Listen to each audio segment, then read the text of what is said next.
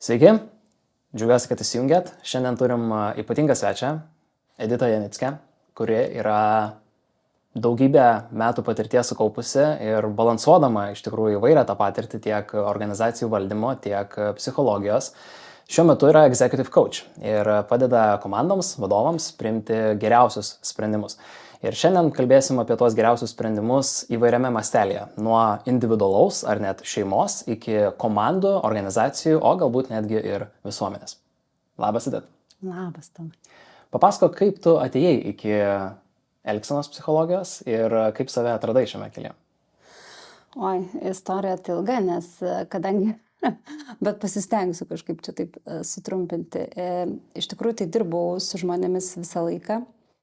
Dirbti pradėjau ganėtinai jauna, tai man beprotiškai buvo įdomu, kaip mes elgiamės įvairiose situacijose ir aš turiu tokį gebėjimą, gal čia nežinau, smalsumą gal labiau pasakyčiau, stebėti žmonės, stebėti kaip mes elgiamės ir ypatingai stebėti save labai mėgstu. Tai gyvenime taip viskas susidėliojo, kad reikėjo dirbti ir reikėjo dirbti daug. Tai neturėjau laiko gilintis daug į psichologiją ir tai atėjo organiškai, ar ne? Tai karjera taip keitėsi nuo vienų pareigų iki kitų, kol galiausiai patapau vadovė ir turiu jau daugiau negu 15 metų vadovavimo patirties. Bet atėjus COVID-ui, išėjau kaip tik tuo metu motinystės atostogų vadinamų. Ir atėjo tokia mintis ir toks suvokimas, ypatingai COVID-o kontekste, kad gal man laikas ir ateiti į kitos psichologijos, kurią visada šiaip domėjausi, ne visuomet lygiai grečiai ties mano darbinė visa patirtimi, kai reikėdavo pritaikyti kažką komandos ir panašiai, aš vis tiek papildomai domėjausi.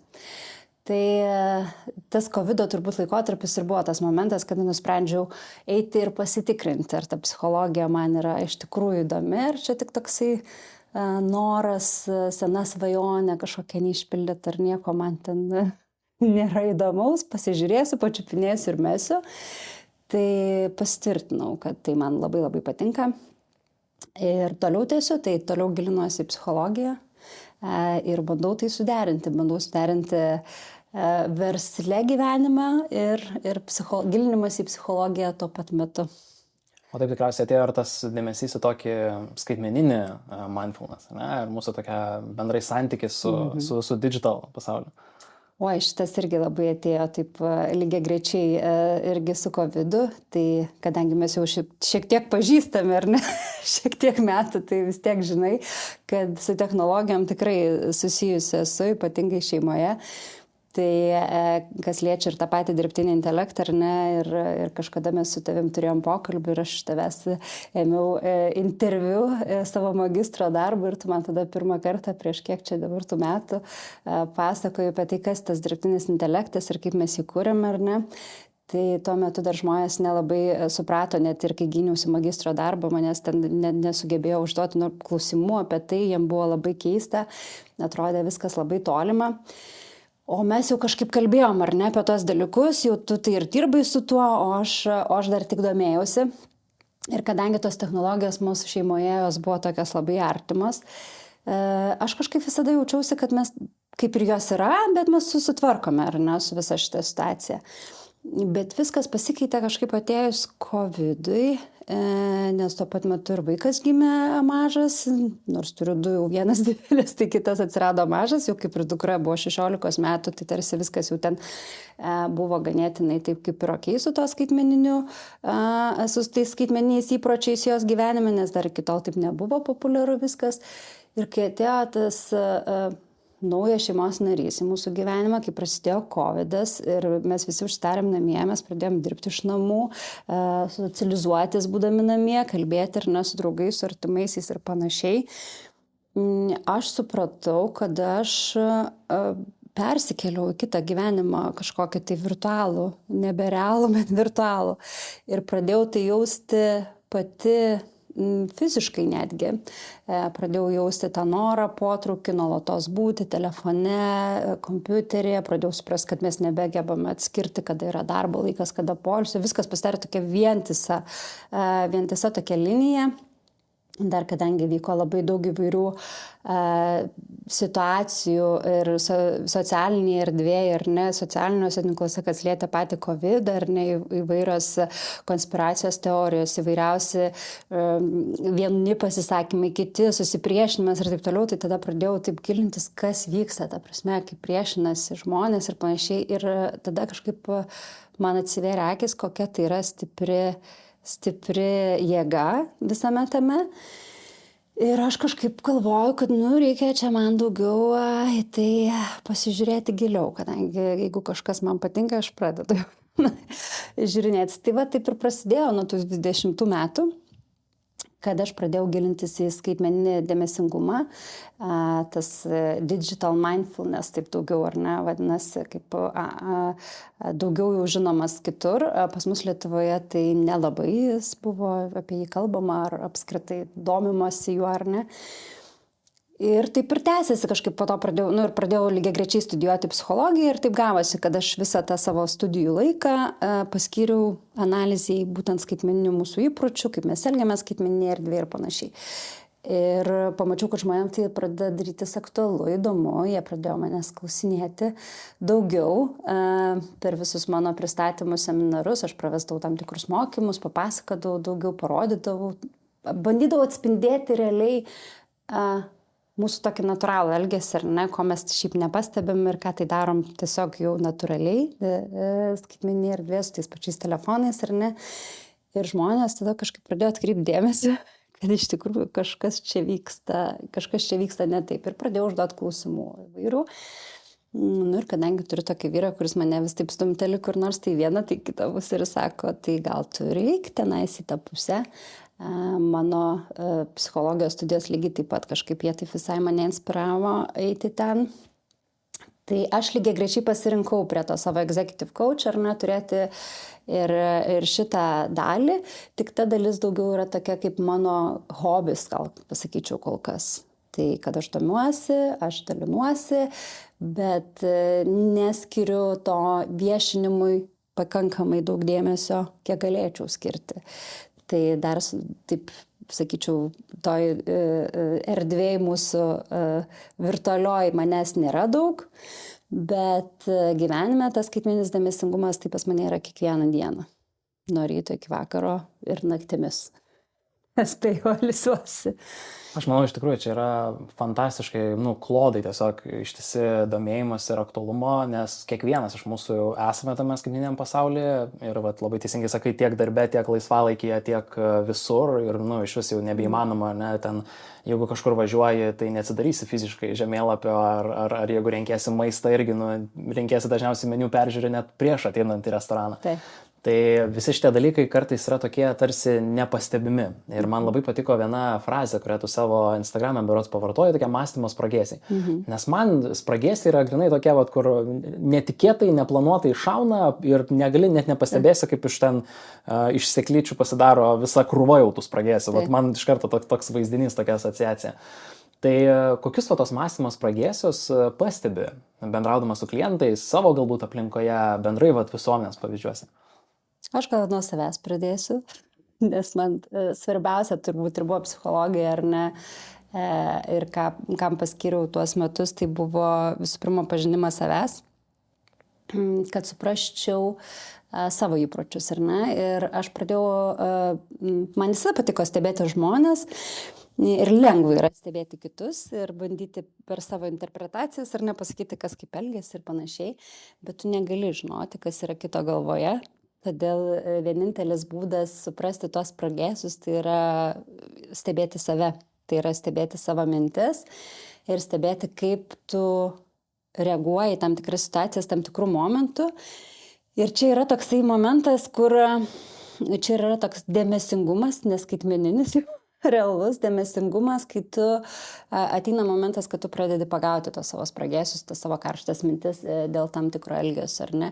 Ypatingai, jeigu seki ilgą laiką savo įpročius kažkokius, pastebi, kad elgiesi vienu ar kitu modeliu, tai va šitas yra įgūdis labai, labai, labai svarbus. Tik tais yra viena taisyklė, kurią reikia naudotis. Nemėgstu žodžio reikia, čia irgi vienas yra iš mūsų biasų tokių, kur reikia, turiu. Bet čia šitoje situacijoje aš jį panaudosiu, nes jeigu tu nori atpažinti tas savo klaidas ar ne kažkokias tos spragėsius, tai tu turi būti labai atviras su savim. Tai jie ir priimti, kas išlenda toj tavo galvoj. Tai va taip ir pavadinau tam savo Instagrame, ar ne, kai sugalvojau išeiti į socialinius tinklus. Tai labai įdomus tas, kalbu apie socialinius tinklus ir išeinu į socialinius tinklus kalbėti apie tai. Tai čia irgi toks vienas įdomesnių mano iššūkių. Tai kai išėjau, taip ir nusprendžiau pavadinti spragėsiais, nes aš ten dalinuosi ir tai, kas šauna man va tuo momentu ir galvoju, kad tuo momentu man reikia apie tai pakalbėti ir jaučiu tai organiškai ir apie tai dalinuosi. Ir kažkaip bandau įtraukti žmonės, kad jie lygiai taip pat pasidalintų būtent to tokiu, tom savo greitom mintim, tai savo spragėsiais ir taip ir vadinu Instagrame, kad kviečiu kalbėtis mūsų apie tai ir kviečiu dalintis, bet žmonės nėra linkę dalintis, jiem nėra patogu kalbėti apie šitos dalykus, mums nėra visiems patogu apie tai kalbėti, nes tos karštos mintis, jos dažniausiai būna mums nepatogios. Ir jos būna tokios neapmastytos, neišgalvotos, nesustrateguotos. Mes mėgstam ir nesusiplanuoti, kad viskas būtų pagal taisyklės. O tie spragėsiai yra čia ir dabar, ir čia nieko nepakeisi, ar ne? Ir čia jį reikia priimti, ir tada jį suvirškinti, ir tada žiūrėti, ką tu iš to gali padaryti.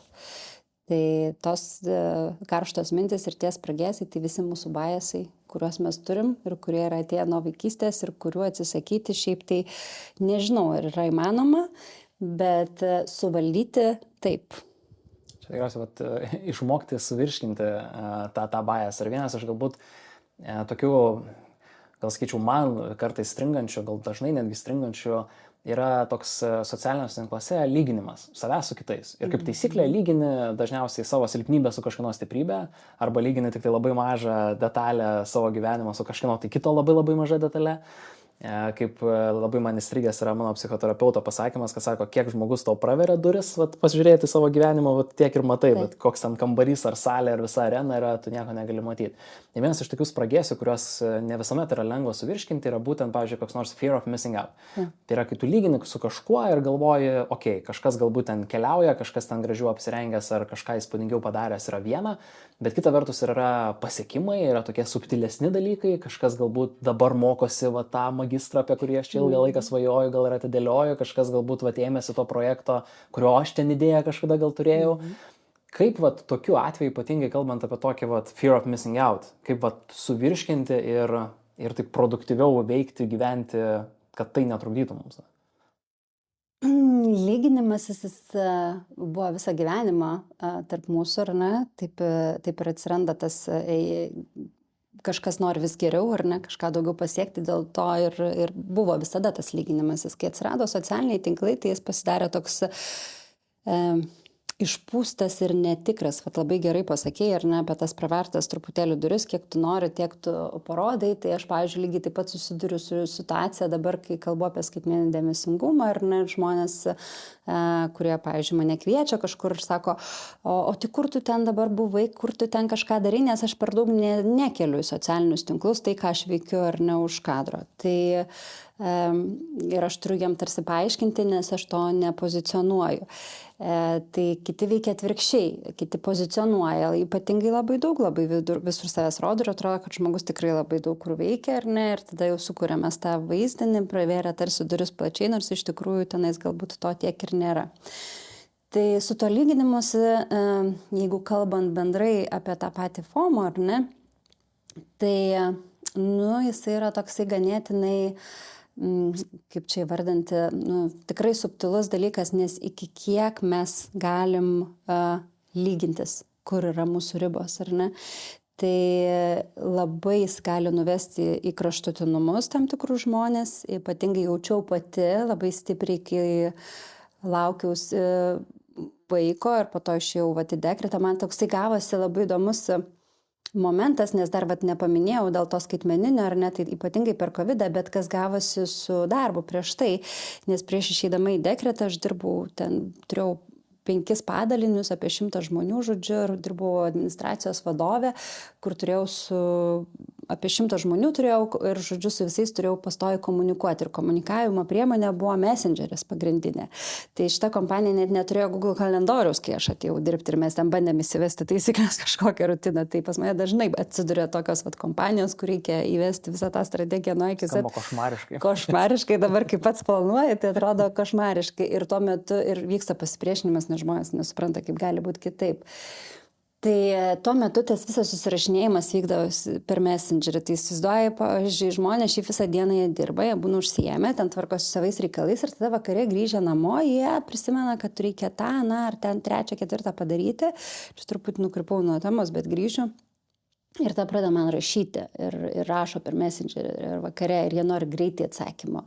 Dauguma jų meniškos sielos ir jiems iš viso reikia tokio ir palaikymo ir ten tokio motiniško žvilgsnį juos. Tai aš dirbau ištisai telefone praktiškai, nes būdavau automobilyje, važiuoju iš vienos vietos į kitą, man būdavo nuolatinis pokalbis su žmonėmis, tai ten kiek prie kompiuterio ten tu prisėdi, bet realiai pagrindė būdavo vakare, kad aš dirbdavau telefone, man reikėdavo atsakinėti žinutės. Ir kai aš išėjau į dekretą pirmą dieną iš karto paskelbė karantiną ir viskas užsidarė ir aš likau tiesiog taip ir išsijungia ir mano messengeriai, visi nustoja rašyti, nes kaip ir dekretas jau žino, jau yra kitas žmogus ir tada viskas atsijungia ir dar čia užsidarė namie. Ir man tada buvo siaubingai bloga, ta prasme, aš buvau pripratusi būti visada tame, visada rašyti, man telefone aš praleisdavau ten 6-7 valandas per dieną, tai dar tiek pat kompiuteryje ir dar su žmonėmis spėdavau pabendrauti. Tai iki 12 vakaro tu ten atrašinėdai tas žinutės ir staiga viskas nutyla. Nutyla telefonas, nutyla, nes turi išėję į dekretą, kaip ir nebereikia tavęs, jau žmonėm panašiai. Niekas tau neberašo ir čia tada ar tu namie uždarytas, kur šiaip judėjai tarp 3 miestų didžiausių Lietuvos ir toksai. Tai ką man dabar daryti? Tai aišku, aš kritau Instagramą ir žiūrėjau, kas ką veikia.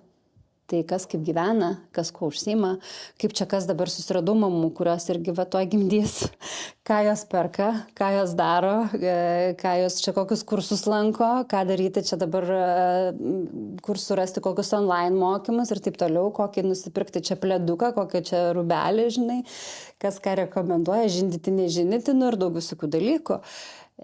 Nors turėjau dukrą prieš tai, bet žinai, 16 metų skirtumas, tai jaučiausi kaip pirmą kartą mama. Tai man buvo siaubingas lyginimas, siaubingas FOMO ir tu esi užsidaręs, tu esi namie, tu niekur negali išeiti ir tu gali tik stebėti, kas ką veikia. Ir visi žmonės tai darė, visi kėlė labai daug informacijos socialinius tinklus ir tuomet aš tą FOMO labai stipriai pajaučiau. Man buvo beprotiškai sunku. Aš tikrai jaučiau savo nuotaikos kaitas ir man toksai iš vienos pusės, kai sakiau visiems, kad oi dabar kai fainai, žinau, aš taip atsijungsiu, aš išeisiu, žinokit, aš ištrinsiu tą messengerį, jūs manęs nerasit, aš nenoriu žiūrėti, čia žodžiu, net į tą pusę. Ir ta, kai tai iš tikrųjų vyko, man buvo tokios pagirios, ta prasme tikrai aš labai blogai jaučiausi. Tai kol aš perėjau tą kitą vėl, į tą kitą etapą, kad aš pradėjau kažkuo kitu domėtis, ar ne? Bet kol atėjo tas laikas, aš siaubingai lyginausi ir žiūrėjau ir tikrai buvau užšokus ant tų pirkimo manijos, tos tokios, kas ką perka dabar, kas čia kokį grilių statosi į savo balkoną, kas galvoja, kokią veiklą veikti tam COVID laikotarpį panašiai. Ir tai vyko apie metus laiko. Kokią knygą skaityti, ką veikti, kur eiti, ką daryti ir ypatingai vaiką auginant. Tai aš labai lyginausi. Ir kai nuėjau studijuoti psichologijos, irgi ten tokia čia kaip jau prasidėjo tas atlaisvinimas truputėlį ar ne, jau buvo galimybė išeiti, aš jau išėjau irgi ten mokytis ir pamenu pirmą paskaitą ir sako, mes čia negalime lygintis, vat būtent tas ir buvo toks pasakymas, negalime lygintis, čia atėjom kalbėti apie save ir žiūrėti atvirai save. Tai tuo metu supratau, kiek lyginausi ir kaip tai buvo man svarbu. Tai negaliu sakyti, kad dabar nesilyginu. Žinoma, lyginuosi, visi mes lyginamės ir pasižiūrim vieni kitus, kas ką daro, kas ką veikia ar ne, bet bandau su tuo tvarkytis kitaip, truputėlį, kas man padeda, tai aš pasižiūriu daugiau per savo prizmę, ar ne, kur yra mano stipriosios pusės. Tai ką aš galiu padaryti iš savo pusės, ar ne, ir ko aš niekada nedaryčiau, ką daro kitas žmogus. Aš bandau surasti kabliukus kitame, kas man netinka, kokios mano kitokios galbūt vertybės, kitoks mano požiūris ir panašiai. Ir tai man padeda nusiimti tą lyginimosi varnelę. Nes jeigu mes tik žiūrėsim į kitus ir visada galvosim, kad aš noriu kaip jis, va taip ir taip ir taip, nu, tai mes ten tuose darbėnuose jau, žinai, suksimės juodai ir čia būsim visiškai save pametę. Tai lyginimasis yra toks normalus dalykas ir jisai gali būti labai motyvuojantis, bet jis, kaip ir viskas gyvenime, turi turėti ribas ir ta riba yra tavo autentiškumas, kad tu to nepamestum. Tai nėra lengva čia kiekvienam suprasti ir priimti tai, kad tai kokia ta mano, kas čia tokio autentiško manyje, ar ne? Ypatingai, jeigu žmogus labai, jo savivertė yra menkesnė kažkokia, ar ne? Tai čia reikėtų dirbti ties to, kad ją stiprinti. Tai daugiau čia irgi ta pati kognityvinė elgesio terapija labai padeda. Tai ką aš ir daugiau ta kryptis mano į tą pusę ir eina, tai čia reikėtų su to ir padirbėti su savivertė. Kai tavo savivertė auga, tai tas lyginimas jisai nedingsta, bet jis pasidaro toksai, kaip čia pasakyti, aiškesnis, galbūt tu žinai jau ribas, iki kiek tu norėtum to, o ko tu ir nenorėtum, ar ne, nes galim įsivaizduoti, nežinau, kaip po vaikų auginime, ten matau vieną, kaip man patinka, kaip jie ten keliauja, ką daro, ar ne, kaip jie ten laisvai su tais vaikais visur bet kur vyksta ir panašiai, bet aš nežinau, kad jie turi 2 auklės ir viena ten naktinė auklė, kita dieninė auklė ir tik Instagrame rodo, ar ne, kaip jie ten aktyviai gyvena, aktyviai dirba ir dar visur keliauja su vaikais. Nu, man tai taip neišeina, nes aš neturiu auklių ir neplanuoju jų turėti, ar ne, tai ir viskas, mano lyginimas čia ir baigėsi. Taip, čia mes vėl grįžtam tikriausiai prie to, kiek tas žmogus rodo arba nerodo kažko. Iš to, ką paminėjai, man ypač rezonuoja toks, aš taip labai pragmatiškai nuskambėsiu, bet toks produktyvios linijos tokia paieška, kaip, pavyzdžiui, su stresu. Stresas irgi iki tam tikro lygio yra produktyvus. Tu nervuojasi dėl kažko, nežinau, ten laukia podcast'o interviu ir ten nerimas galbūt kažkoks kyla, bet tada galvoja, dar kartą peržiūrėsiu klausimus, gal kils kokia idėja, gal čia kažkur patvykinsiu kažką, gal pridėsiu, gal atimsiu, gal ten pasikartosiu. Bet supranti, kad ties kažkuria vieta, jau viskas, tu jau pasiruoši ir užtenka, ne, to streso. Tai aš manau, kad su lyginimus irgi iki tam tikro etapo tu gali pasilyginti, ne, ten neseniai olimpiada pasibaigė, tu gali lyginti su priešininku ir stebėti, tokia jisai ten bėga per tiek ar šoka, taip, aš stengsiuosi padaryti kažką geriau ir tas atneša irgi kažkokią tai naudą. Bet čia yra galbūt tokie akivaizdesni dalykai, kuriuos yra paprasta pastebėti. Man kas yra labai įdomu, yra tie mąstymo trafaretai, tie bias, kurie dažnai yra kaip tik nepastebimi. Ir kaip sakant, jeigu jau pastebi, tai jau tikriausiai ir galbūt mokėsi kažką padaryti. Tai kokie pastaruoju metu tavo veikloje, tavo taip dėmesio akiratyje vis suskamba tie biasai, kuriuos taip labiausiai atkreipi dėmesį pati? Pagrindinis tokius, kurie kartojas, tai aš jau ten ir pasidalinau Instagrame, ar ne, tai FOMO buvo numeris 1 ir jis buvo pats populiariausias, kai pasidalinau iš tikrųjų. Tai, bet kas liečia darbinę sritį, gal sakyčiau, pasiekiamumo tas biasas mūsų, tai kad mes turime būti visada, bet kuriuo atveju pasiekiami ir nesvarbu kas ar ne, bet kuriuo metu. Tai kas liečia darbinės sritį ar ne, verslus ir panašiai, kur tenka, ką tenka konsultuoti ar ne, nes aš toks ateinu žmogus iš išorės į įmonę ir jie jau ten turi savo tą verdantį gyvenimą ir tu bandai jį įsilieti ir tada gali juos stebėti, kaip jie ten gyvena. Tai čia yra pagrindinis, kad jie negali jie praleisti. Vienas dalykas nieko, antras dalykas jiem labai svarbu, kad jie būtų pasiekiami visą laiką. Nesvarbu, tu atostogauji, dirbi, darai kažką, kalbi, susirinkimas, telefonas, viskas, visą laiką turiu atsiliepti, pasižiūrėti, kas vyksta, tas dėmesio pametimas. Tai čia yra, kas liečia ar ne vadovus, labai stipriai šitie veikia. Kas liečia socialinius tinklus, tai FOMO, tai kaip FOMO, čia irgi daugumai yra aktualu, bet tas toks patvirtinimo biasas ar nepasitvirtinimo informacijos biasas. Kai mes žiūrim, stebim kažkokią tai informaciją ar ne savo ir ieškom tokios, kurie atitiktų tas mūsų įsitikinimus, mūsų vertybės ir po to bandom skleisti tą pačią informaciją, kaip ją pati, kad tarsi jinai yra iš tikrųjų tokia, kokia yra. Ir jeigu kažkas sako, kad taip nėra, tai aš surasiu dar 10 šaltinių, savo rodyčiau, kad tikrai taip yra. Tai čia šitie pagrindiniai, o kaip tik va šiandien mano tema buvo, kurią ir turėjau paleisti, tai status quo biasas, tai kaip mes nemėgstam pokyčių. Ir čia aš susiduriu labai stipriai su skaitmeniniu dėmesingumu. Nes man klausia, tai mes čia dirbam su to Instagramu, visą ką, kaip čia mums prisitraukti daugiau ten tų followers, man tai nereikia prisitraukti followerių, aš nenoriu, nėra mano toks tikslas, galėjau jau senai turbūt, jeigu būčiau norėjus. Bet pirmas dalykas, aš noriu, kad tie žmonės, kurie iš tikrųjų nori keisti tą įprotį ir kuriem iš tikrųjų yra aktualu, kuriem iš tikrųjų patinka ir įdomu yra būtent tie mūsų visi kognityviniai įsitikinimai, biasai visi ar ne, šališkumai tokie, kaip lietuviškai taip keistai skamba, šališkumai kognityviniai ar ne. Cognitive bias yra man toks labiau suprantamas, priimtinas, tai galbūt ir daugiau žinomas tarp tų žmonių, kurie domisi ar ne. Tai jų yra nedaug, nes nemėgsta žmonės pokyčių. Ir aš, kai ateinu, pavyzdžiui, įmonę, dažniausiai tai ateinu dėl to, kad vyksta kažkoks pokytis ir reikia padėti tą pokytį gyvendinti.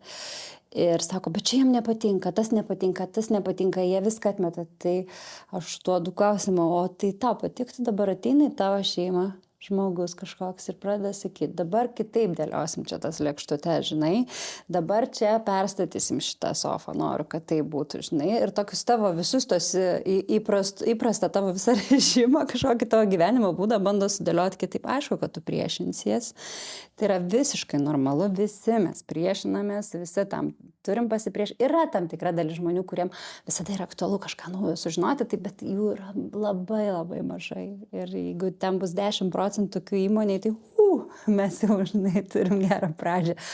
Dažniausiai žmonės to nemėgsta. Tai status quo biasas yra irgi labai stiprus įmonėse. Na ir toksai tas mūsų aureolės efektas, kurio žmonės šiaip, čia tokius visus bazinius sakau, tai kurio šiaip žmonės nemėgsta pripažinti, kad jį turi.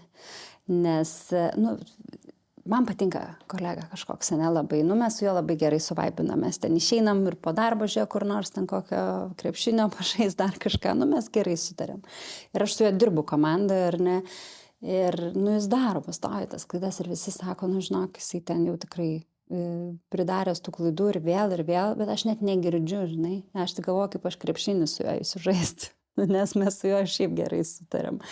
Tai va čia šitas aureolės efektas, kai žmonės mums labai patinka, mes esam linkę ignoruoti jų daromas klaidas, mes juos išaukštinam ir kažkaip palankiau priimam. Ir yra kita pusė, tai tas toks rogų efektas vadinamas, tai kai žmogus mums nepatinka, tai mes viską matysim, ką jis daro ne taip. Tai čia irgi labai dažnas biasas įmonėse ir kai nesutaria kažkas, net nenori žiūrėti tą pusę to žmogaus, tai net nenori gilintis, ką jis geba, ką gero jis moka padaryti. Ir su vadovais tai yra ypatingai svarbu, nes vadovas tai jis toks, šeima, ar ne, kaip tėvas ir mama, jisai turi viską matyti ir tarsi savo pavyzdžių rodyti. Ir jeigu jam bent vienas vaikas nepatinka, tai jisai kaip yra, sunku dirbti, ar ne, būtų. Bet taip yra. Taip yra. Tai čia tokie, šiti galbūt pagrindiniai, su kuriais dažniausiai susiduriu. Ir aišku, visi prokrastinacijos, tai mūsų procrastination bias, tai irgi ateina iš to pačio produktyvumo. Tai žmonės tą produktyvumo savoką dabar labai stipriai jinai tokiam bangos yra, kaip ir prokrastinacijos savoka, ar ne, visi nori būti produktyvesni, visi nori nustoti prokrastinuoti, čia mes tokie, bet realiai fiziškai, vienas kitas įgyvendina tai, ar ne, tai mes esam linkę lygiai taip pat galvoti apie tą ateitį, įsivaizduoti, kad norim kažko. norim, kad būtų taip arba kitaip arba dar geriau, bet kad ta ateitis tokia būtų, tai čia dabar reikia imtis veiksmų. Tai aš tokį turiu palyginimą, neturiu čia tokį vieną, kad sakau, lengviausia tokį tą prokrastinacijos biasą tokį suprasti, kad tu įsivaizduoji, kad tave klonavo ir dabar yra, dvi Editos ar ne. Tai viena yra ateities Edita, kuri jau tenai, žodžiu, visko pasiekus ir čia jau labai apie tą skaitmeninį kalbą ir jau ten, žinai, žmonės jau ateina, jau domisi daugiau. Ir yra kita Edita, kuri čia dabar sėdi ir kalba, geria vandenį ir galvoja, tai vat kaip po to pokalbio aš eisiu dabar, sutiksiu su vyru kavos, išgersiu tą tokią valandėlį, žinai. Vietoj to, kad aš ten padarysiu kažką, tai paleisiu iš to pačio skaitmeninio ir Substacko tekstą dar parašysiu, kad įdėčiau įdirbį ir ne, kad tie žmonės ateitų. Tai va čia ir atsiranda tas susipriešinimas mumise, kad tas ateities aš ir dabarties aš, jie taip vienas nori kaip ir ten būti, bet tas, kuris dabar tai nori malonumo ir greito malonumo ir tingi tenais eiti ir daryti. Tai mes turim save priversti tarsi, ar ne, kažką daryti, kad gautumėm to malonumą vėliau. Ir tai padaryti nėra lengva, nes tas malonumas, jisai dažniausiai nugali. Ir čia atsiranda daug tų tokių niuansų, galbūt irgi iš dalies susijusių su lyginimu, bet kita vertus yra apie tą tokį ne visuomet adekvatų ir savęs vertinimą. Nes, pavyzdžiui, aš tai ilgus metus ir dabar net irgi galiu sakyti, vis dar balansuoju tą tokį vos ne mechaninį produktyvumą ir žmogiškumą. Ir vat čia irgi yra, kur, pavyzdžiui, kartais atrodo, net jeigu nueičiau tos kavos su žmona atsigerti ir dabar aš jau nebejaučiu kaltės dėl to, bet ten, sakykime, anksčiau būdavo, toks net nerimas kyla, kad, o tai kodėl aš čia švaistau tarsi savo laiką. Bet kažkaip susidėliojus tinkamai irgi tą tokį požiūrį, vertybės, tos tokius non-negotiables, kas man iš tikrųjų yra svarbiausia, man nebėra kažkokio tokio didžiulio klausimo. Man asmeniškai iš tikrųjų vaikai labai pakeitė tą tokį požiūrį, nes aš galvoju, kad, irgi pakeliui į podcastą kalbėjom apie vaikų ligas šiek tiek ir kaip pakeičia, visą kasdienybę. Ir, man niekada nėra taip, kad aš ten pykčiau dabar, kad vaikas susirgo, ar ten jausčiau nerimą, kad čia nespėjau darbų padaryti. Kažkaip labai gražiai viskas padeda taip susidėti į tas tokias, karteles, sakykime, lentynėlės. Bet kas nepadeda galbūt susidėti į lentynėlės, tai yra vaikai ir jų skaitmeniniai įpročiai. Kas irgi labai yra įdomi tema. Man kol kas dar tie skaitmeniniai įpročiai yra tokie, kad kiek aš duodu pusvalandį filmukus per dieną, tiek ir pasižiūriu jos, nes ten 3 ir 5 metų ir that's it. Bet laikui bėgant ir tau irgi auginant vaikus ir matant pavyzdžius aplinkoje, kokie tas tinkamas toks įpročių formavimas, kokia tavo iš tėvų pusės pagalba vaikam galėtų būti šioje temoje? Oi, šitas klausimas toks jautrus. Jautrus kodėl? Man asmeniškai yra siaubingai liūdna iš tikrųjų stebint dabartinę situaciją. Bet čia aš neiškeliu savęs kažkur aukščiau, nes aš lygiai taip pat tame esu. Ir tai kontroliuoti, sakau kontroliuoti, nes tai yra kontrolė savęs, ne vaiko, yra beprotiškai sunku. Labai lengva yra vaikui paduoti telefoną, įjungti TikToką, aš dar to nedarau, bet man šitas yra lengviausias būdas, lengviausias pasirinkimas. Tu paėmei, padavei telefoną, davei, vaikas ten kažką scrollina, kažką daro ar ne, viskas tau ramu. Jeigu tu jam neduodi to kažko, kuo jis užsimtų, tau reikia su juo užsimti. Tai reiškiasi sunku. Nes aš ir taip pavargęs po visos dienos, ar ne, ypatingai jeigu labai noriu būti produktyvus, tai aš jau esu siaubingai pavargęs ir aš grįžtu namo ir aš ko noriu, aš noriu pailsėti, bet manęs dar laukia buitis, manęs laukia vaikai ir panašiai ir ką aš darau, tai duodu jiem to greito malonumo. Ir čia yra siaubingai liūdna situacija iš tikrųjų. Ką aš mačiau su savo vaiku? Pradžioje tai aš jam visiškai nieko nerodžiau, po to buvo tas etapas, kada aš jam po truputėlį irgi pradėjau rodyti kažkokius filmukus ar ne, kažką įjungti, bet aš taip stengiausi žiūrėti, kokį ten turinį rodau ir panašiai, bet vis tiek yra pačiam tėvui taip įdomu, žinai, nes aš noriu parodysiu jam Liūtą karalių, žinai, kur aš žiūrėjau, jeigu aš čia dabar parodysiu geltonų plytų kelią, žinai, ir tas dainelės, tau įdomu, nes tai noriu parodyti, ką tu matei ir ne, kas tau turi kažkokią tai asociaciją, malonius prisiminimus. Ir tu automatiškai tai darai. Tai mano vaikas buvo etapas, kad jisai užmigdavo su lopšinė grojančia prie lovos. buvo toks momentas, jis labai sunkiai miegojo ir tikrai būdavo tos naktis sudėtingos. Tai jis, kai augo, pats mažytis, kai buvo, tai ką aš jį, kol maitindavau ir panašiai, tai ką aš darydavau irgi visada tame. Tai ką jisai matė? Jisai matė tėvus su telefonais, vyras irgi nuolatos tai prie kompiuterio namie arba su telefonu. Tai aš supratau, kai jis jau tam daugiau pradėjo kalbėti, dar net nekalbėdamas, kai pradėjo ateiti rimti telefoną ir daryti tą patį, ką aš darau. Tai jis mano toks buvo veidrodis, tai aš supratau, dabar aš turiu problemą. Tai tada aš pradėjau žiūrėti, kadangi aš jau čia taip mėgstu stebėti, pradėjau žiūrėti, tai kaip aš elgiuosi su to telefonu. Ir tada pradėjau matyti tai, ką mato jis. Bet čia yra mano tokia vertybė dabar, kad aš taip stengiuosi jam šito pavyzdžio nerodyti, ar ne, aš jam irgi lygiai taip pat parodau tų filmukų, daugiau mažiau tai ten būna savaitgalį parodai. Labai gerai mano dėstytojas vienas vaikų, jisai beje psichoterapeutas, pasakė, sako, ką tu gauni už tai, tai kokie vyksta mainai. Ir ar tie mainai yra verti tos kainos, va tai ką reikėtų atkreipdėmės, ar ne? Tai jeigu tu esi žiauriai pavargęs po visas savaitės ir matai, kad jau tavo kūnų reikia atstatyti ir tau reikia šeštadienį tos valandos miego, ir jeigu tu įjungsi vaikų filmuką ir pažiūrės filmuką tą laiką, o tu pamiegosi, tai galbūt ir yra verta, ar ne, tokius mainus padaryti ir palisėti ir po to būti su to vaiku ir duoti jam tą dėmesį ir turėti jėgų duoti tą dėmesį. Tai that's okay, bet jeigu tu tiesiog nori pats Instagrame pasidėti ir dėl to jam įjungsi filmuką, nors suprantu, kad irgi norisi palisėti ir atsitraukti, that's not okay, ne? Tai aš čia taip sveriu ir jis labai irgi gerai pasakė, bet vis tiek, bet kuriuo atveju aš atsakomybę perkeliu tėvam. Ir kalba jau ir vaikų psichoterapeutai kalba apie tai, kas vyksta su vaikais ir tai yra ne tik psichologinės, bet ir tikrai fizinės problemos, su kuriomis susiduria vaikai.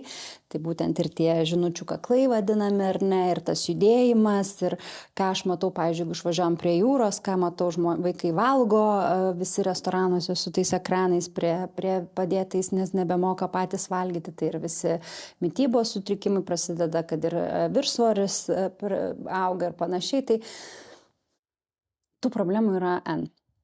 Tai ko mes norim, čia jau priklauso nuo kiekvienos šeimos individualiai. Man tai yra siaubingai liūdna stebėti tą vaizdą. Aš jaučiuosi taip tarsi už tą vaiką, jaučiu liūdėsi, kad jis praranda vaikystę. Ir man atrodo, kad tų išgyvenimo tokių principų elementarių neišmoksta. Tai aš renkuosi, kad man reikia pasidaryti būties darbus, grįžus namo ar ne po darbų. Tai aš renkuosi juos daryti kartu su vaiku ir aš bandau jį įtraukti tai. Ir tada persikrauti į tą namų režimą. Man labai padeda meditacija 10 minučių tokia trumpa prieš pasiimant vaiką, kad aš persijungčiau iš vieno režimo į kitą, nes yra žiauriai sunku, jeigu tu atvarai iš darbo ir tu bandai ten su ta savo visa energija ir emocija būti su vaiku, man niekaip neišeina į mamą persijungti, aš tada esu vienas coacheris, žinai, ir aš ten toliau galiu būti šitam režime, man reikia to persikrovimo ir čia yra darbas su savim. Tai kas liečia vaikus, man yra siaubingai liūdna dėl šitos situacijos, bet ką aš galiu padaryti, tai tik tais papasakoti tėvam, kokios galimos yra pasiekmes ir daugiau apšviesti, kad yra daugybė įrankių, kad to nedaryti ir mokyti juos prisimti atsakomybę. Kai man sako, kad aš nežinau, ką daryti, mano vaikas, žinok, ten nepadeda to telefono. Tai kas davė jam tą telefoną? Kas jam pildo internetą tam vaikui? Jis pats tai dar neturi pinigų, žinai, nei Wi-Fi'aus ten pasijungtų. Taip, jie išmoksta, jie paskui ko vyresni, tai jie ten labai gudrauja, bet that's nice, supranti, nes jisai jungia kūrybiškumą, jis žiūri kaip apeiti ir panašiai. Tai apie telefono davimą ir pirkimą asmeninę telefoną vaikams aš viso sugriežtai prieš. Aš mokyklose norėčiau, kad jų nebūtų, arba būtų visi tie boring phones, žinai, kur yra ten visai vis tokie nuobodus reikalai. Bet kartu aš turiu tokią lūkestį, nežinau, viziją, tikslą kažkokį, kad mes mokyti pradėsim vaikus tų skaitmeninių įpročių, kad mes patys mokysimės jų ir bandysim perduoti vaikam, kad mes papasakosim jiem, ar ne, kas yra tie socialiniai tinklai, kaip algoritmai veikia socialinius tinklus, ar ne, kas yra virtuali tavo tapatybė ir kas yra tavo reali tapatybė, kas yra žmonės, kurie tau rašo per socialinius tinklus ir panašiai, nes neapsaugosime jų nuo tų socialinių tinklų, aš taip manau. Bet kuriuo atveju jie bandys visaip kaip prieiti, jeigu tu ten vaikui, kad ir, žinai, gal neleisi susikurti socialinių tinklų, uždėsi ten įvairias ribas, bet jis turės telefoną, tai jam draugas atsiūs kažką. Vis tiek, tai jeigu atsiūs tik tokio linką, ir jis pasižiūrėjęs tą linką. Tai čia nebus taip, kad visiškai užblokuosi, ar ne? Na, jis mokyklą, jis tau parodys draugai, vis tiek jie pamatys to. Bet jeigu jis žinos ir gebės atskirti, ir matys visai kitokias vertybės šeimoje, ir matys tai kaip įrankį kažkam tai pasiekti ir kažką tai gauti, o nepriklausomybę, aš manau, kad jisai puikiai ir augs su tuo. Bet čia reikėtų mokyklose pradėti apie tai kalbėti. Ir aš manau, kad mes jau nuo 1 klasės turime vaikus supažindinti, kas tai yra technologijos ir ką jos daro, ir kaip jos mums padeda, ir kaip jos mums kenkia. Ir analizuoti iš visų pusių. Čia vis tiek tas toks pradžia šeimoje ir tinkamas, man labai patinka tas toks visiškai atsakomybės prisimimas iš tėvų. Ir aišku, viena vertus galvojant, tai yra kartu ir labai sunku tą atsakomybę prisimti ir tą tokią, kaip sakyta, uždėti tą kontrolę vaikui. Bet peršokant iš tikrųjų šiek tiek temą vėl prie tokių verslo organizacijų, kur tos man taip siejasi, žinai, kur tos kontrolės energija labai tokia apribota yra tam tikrose vietose. Ir kadangi tu nemažai dirbi būtent su tokiais kokybiškesnių mąstymų, tokių kokybiškesnių, geresnių sprendimų tokių priėmimų, kaip iš vadovo perspektyvos žvelgiant į savo darbuotojus, kaip elgtis, kad pavyktų ar mažesniais įpročiais, ar kažkokiom iniciatyvom, atskatinti tą tokį kritinį mąstymą. Bendrai overall, žinai, nebūtinai siejant su skaitmeniniu debesingumu, bet iš to tokio decision making perspektyvos. Nes pamesti dėmesį dabar yra lengva kaip niekada iki šiol. Išsitaškyti, būti visada available, kaip paminėjai, irgi atrodo, kad tu vietoj to, kad susikauptum į kažkokį darbą, geriau atsidarysi Slacką dar kartą, atsidarysi mailą parefreshinsi ir panašiai. Čia vėl ateina nuo vadovo, aš taip galvoju, kažkaip ir savo vyrui vis kartoju, kai kažką mes kalbam ar ne, ir sako, nežinau, kaip čia elgtis vieno ar kitoje situacijoje, ir šiam primenu, kad taip kaip tu elgsies, taip elgsies ir tavo aplinka, ir tavo darbuotojai, ir ne, tai tu esi tas pavyzdys.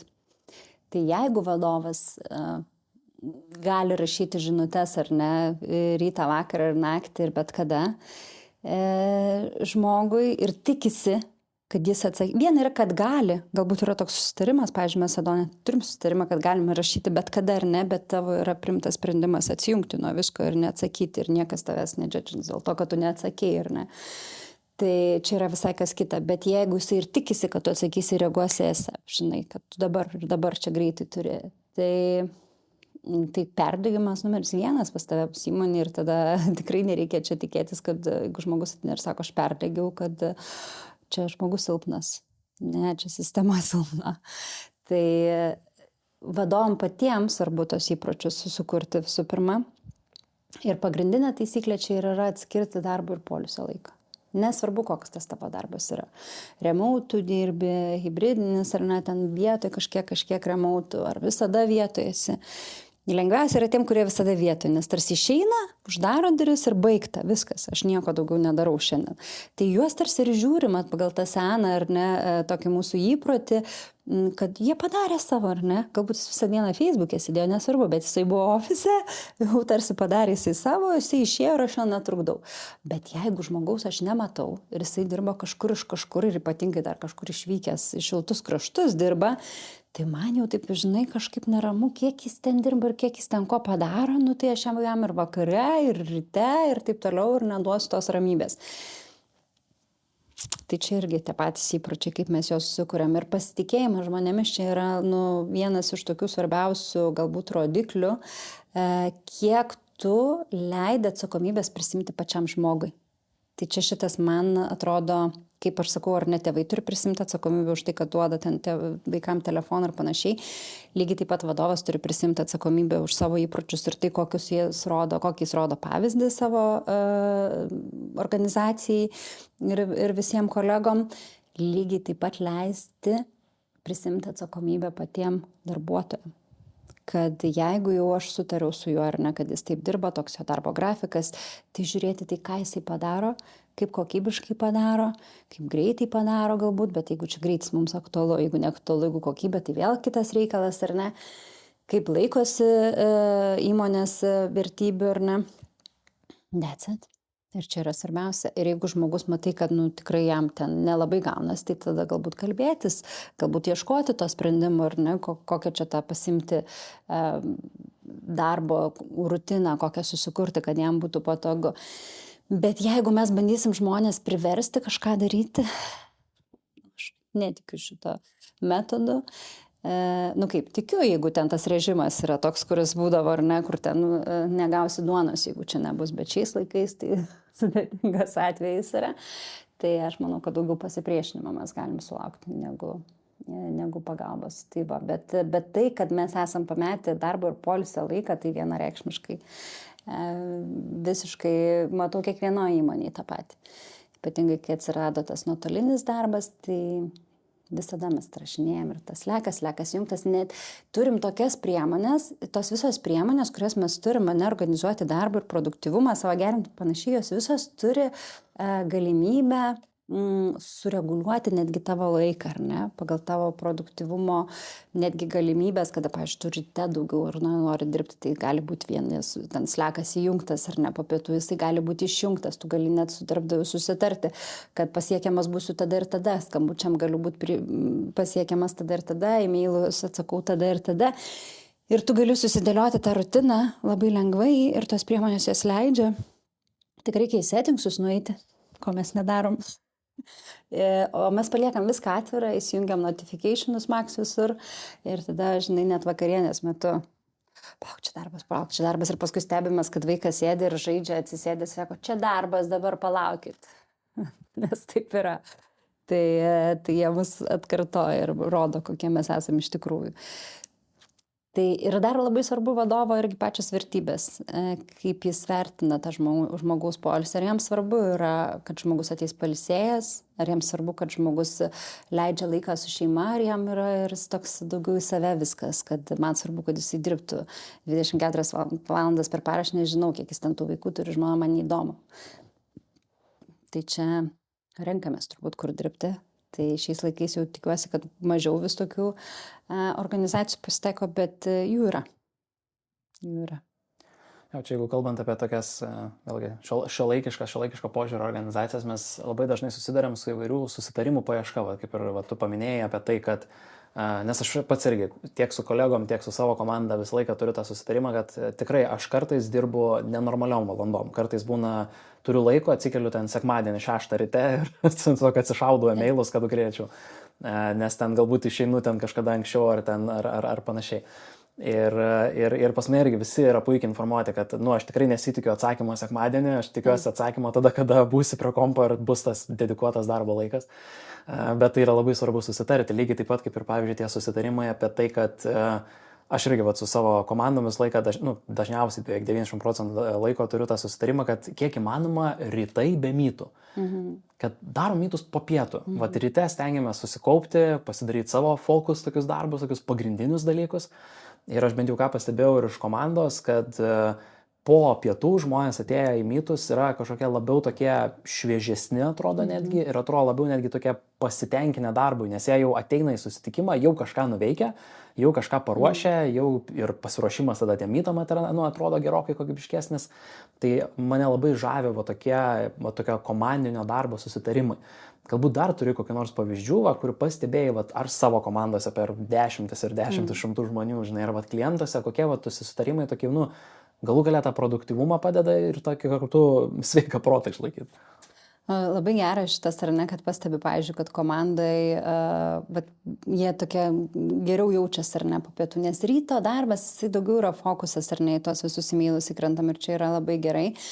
Bet kas liečia tokius jau konkrečius ar ne susitarimus ir panašiai, tai vėlgi čia yra labai individualu, labai yra sudėtinga kažką vertinti, nes vienas žmogus turi vienus įpročius, kitas kitus, bet visi apibrėžtumai jie turi atsirasti anksti Tai nuo pat pirmo susitikimo ir nuo pirmo susitarimo. Tai jeigu aš nekomunikuoju per Messengerį, tai aš informuoju žmogų, kad aš nekomunikuoju per Messengerį. Ir jeigu žmogus vis tiek man rašo per Messengerį ir vis tiek rašo ir aš vis tiek atsakau, tai tikėtina, kad jis toliau rašys, nes aš atsakau. Tai ribas aš turiu nubrėžti, ar ne? Jeigu mes susitariam, kad mes darom susirinkimus po pietų, tai ribas nubrėžiu, kad tų susirinkimų ir nebus ryte, nes jau pokytis jau žmonių nepasitenkinimą aš sukelsiu, ar ne? Arba jau žinosiu ten kelias savaitės prieš, kad kažkas bus kitaip. Ir jau čia mes pasiruošim iš anksto. Tai kai mes žinom iš anksto, aš patai su vaiku kažkaip taikau, nes jau jis irgi išmoka, susitarėm, mama susitarėm, tai va čia šitas bet koks susitarimas, bet ką tu darai, tai tokių taisyklių kažkokių aš neturiu, kadangi aš tai taikau labai individualiai ir kai ateinu į įmonę, pradžiai mano darbas netgi ir būna stebėti aplinką. Aš būnu pačioje įmonėje, aš maždaug taip darau, kad apie 20 valandų per mėnesį skiriu būtent tokiam atvykimui ir dirbu ten pas juos ir stebiu ir kalbuosi su žmonėmis, kalbuosi su kiekvienu individualiai ir bandau suprasti, kokios jų vertybės, kokie jų poreikiai ir panašiai. Ir tik tada galiu sugalvoti kažkokią tai sistemą, kuri tiktų vieniem arba kitiem. Ir tada ieškau to butelio kakliuko, kur stringa, ar ne, kad ta sistema neveikia. Dažniausiai vadovas stringa. Ir kad ir kaip tu norėtum ką pakeisti, atrodo žmonės susidėlioja, jie susitaria, bet jeigu vadovas to nesilaiko, tai taip ir važiuoja tas vežimas ten kažkur į kitą pusę, negu visi norėtų. Tai kalbėtis, vienareikšmiškai kalbėtis, bet ne per daug. Labai gerai buvo, galvoju, Laginė, man atrodo, gal Dalius Misiūnas pasakojo apie laiko, kaip sugrąžinti laiką buvo tema. Bijau pameluoti, bet man atrodo, kad jis ir buvo labai taip, kad vis susirinko pilna auditorija, žmonės tikėjosi, kaip čia dabar bus, žodžiu, kaip čia mes sugrąžinsim tą laiką, ką čia mes tokio padarysim. Panašiai jis sako, žinokit, aš turiu dabar to laiko, nes tiesiog požiūrį pakeičiau, ar ne. Tai visų pirma, mitai. Ir aš ką stebiu su savo, pavyzdžiui, vyru, ar ne, kad kaip jis dirba. Tai yra nuolatiniai susitikimai ir nuolatiniai aptarimai. Ir tam darbui, kur tu vis tiek turi atsakyti tuos e-mailus, ar ne, tu vis tiek turi pasidaryti savo darbą ir tu turi turėti to individualaus laiko, jau praktiškai nebelieka, nes tie susitikimai vienas ant kito lipa. Ir čia yra labai svarbu nustatyti, kada jų nebus. Ir jų negali būti. Ir tai užblokuoti pas save kalendoriuje ir griežtai atmesti visus susitikimus, kokie tik tais galimi, nes tas laikas yra tavo darbo. Ir tai padaryti yra beprotiškai sunku šitam pasaulyje, nes mes labai mėgstam daug brainstorminti ir sutikti ir aptarti. Ir ypatingai kompanijų ne viena ir daugiau, ir žmonių daug, tai visi nori pasitarti. Ir gyvas pasitarimas yra pats smagiausias ir geriausias. Ir sakai, žmonės tai atsipalaidavę po pietų, nes jau laukia darbo pabaigos. Ir čia pašnekėsim, pabūsim, visai faina, paskui kažką ten užbaigsim ir ryte vėl padirbsim. Tai aš galvoju, šitos pusės labai svarbu irgi tų susitikimų ribotumą užsidėti, nes mes galim kalbėtis, tas susirinkimas ir niekada nepadaryti darbą, nes tiesiog mes tokie žmonės, žinai, mums patinka bendrauti. Jo, dar būna, turim tą situaciją, kada žmonės gauna daugiau energijos susitikimuose, bet mes turim dalį žmonių, kuriems kaip tik jie investuoja tą energiją į susitikimus ir jiem kaip tik reikia to, žinai, energijos atgavimo, kaip sakant.